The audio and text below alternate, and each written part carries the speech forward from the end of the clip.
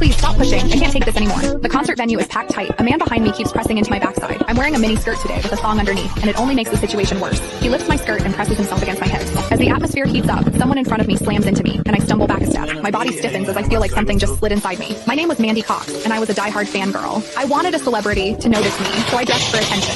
I wore heavy makeup and made sure nothing about me went unnoticed. My low-cut top revealed a wide stretch of skin, and my chest bounced with every step. I paired it with a mini skirt that barely covered my thighs and sexy white stockings which hugged my legs. But when I arrived, reality hit.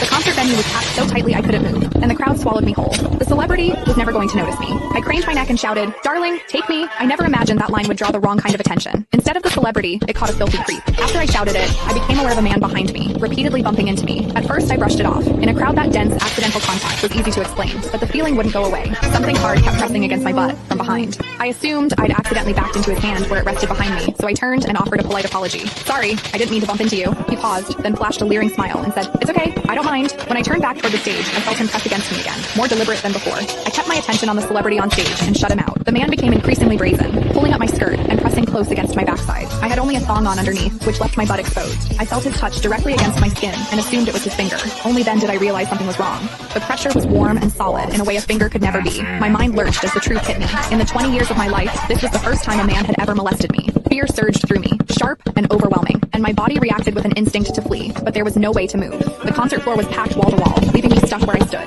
I drew myself tight, bracing as if tension alone could keep the fear out. As I did, my hips closed around the man's so-called finger, trapping it between my cheeks. An unfamiliar sensation followed, and warmth rose to my face. What confused me was that I didn't recoil from it. There was a muted comfort to it, and against my will, it sparked a faint sense of expectation. The man behind me seemed to take it as a signal. He moved in closer, repeating the motion until the intrusion was unmistakable. I had lived a sheltered life as a college student, and now I was being toyed with by a stranger while surrounded by people. Shame surged within me without warning. I felt the urge to sob, but my throat closed, and my voice deserted me. Worse still, the pressure forced my thong inward and sent a restless, prickling discomfort through my body that wouldn't fade. A quiet, involuntary sound escaped me, and the embarrassment followed instantly. I gathered myself and strained to suppress it, holding it down until my throat tightened. The blaring music and the screams around me drowned everything out. With every eye fixed on the stage, no one was aware of what was happening to me. At the same time, the intensity continued to rise, touching something deep inside me. I bit down on my lip as cold sweat traced my spine. My awareness was tipping back and forth between humiliation and a pleasure I couldn't bring myself to name. I knew I couldn't take it anymore if it continued, so I turned sharply to face the man behind me.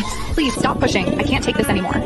When I finished speaking, the man leaned toward me and whispered in my ear, "Is it exciting, the way I'm pushing against you?" The shame was overwhelming, and I was on the verge of crying. I'm a virgin. I've never done that kind of thing. Please, let me go. He didn't stop. Instead, his gaze burned deeper as he seized my waist, the pressure growing stronger. "You're really a virgin? Then let me show you what it feels like to be a..." Click the link in my bio to get the full story for free.